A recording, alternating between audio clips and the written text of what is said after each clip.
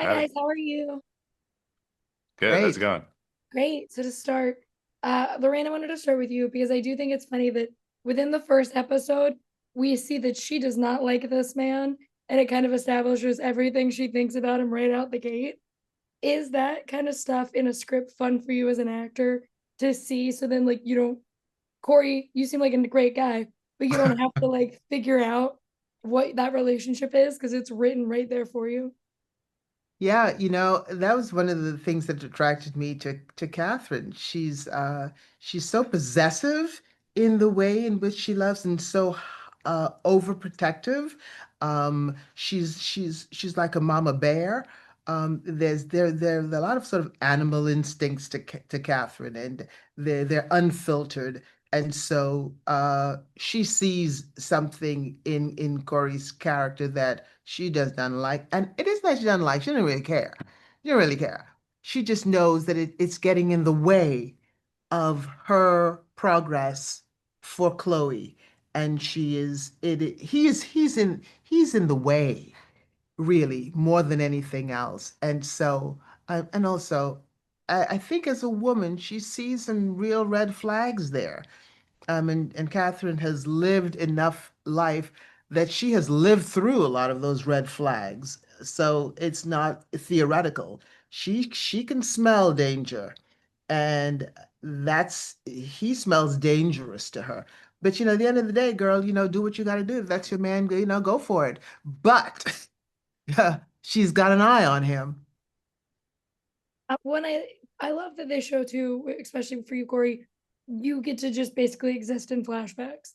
And granted, it is still it's shot the same kind of way, but is it fun to know right out the gate where a character is going? So when you get to have those flashbacks, it's like your moment to shine when you're not a dead body on the floor. Well, it definitely any day that I'm not a dead body on the floor is a good day. Because that was a very difficult scene to shoot. There was so much blood. It was so sticky. And poor Jessica was just, she would just her arm would get stuck to the back of my neck when she was trying to pick me up. That was a brutal day of shooting. So yes, when I got to be all clean and dry, wearing nice clothes in the daylight, that was awesome. Yeah, the scripts were really well written, and so you know sometimes on a TV show, your job is to sort of connect the dots and create this arc and make it all make sense.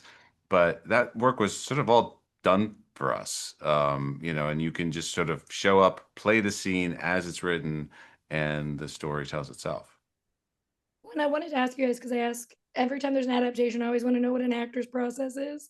Did you guys dive into the book and exit like see what that world was like before you took on the roles, or did you kind of separate it since they are two separate entities? I separated them, and I read the book.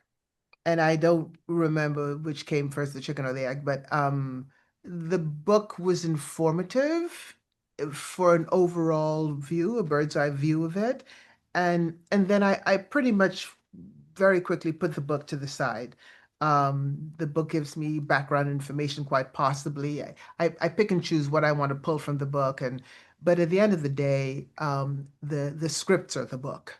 The scripts are what in our business we call the Bible, and so that's what I adhere to. And so yeah, and the script was so full and so rich and oftentimes more complex than the book because um, the way the writers Olivia Melch and Regina Corrado, what they chose to focus on, just shine the spotlights on, were very different, of course, from the book. So, yes and no.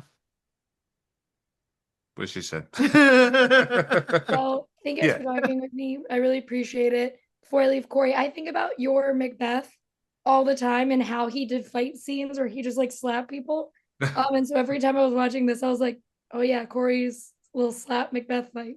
But I love the show and I can't wait for everyone else to get to see it. Thanks so much.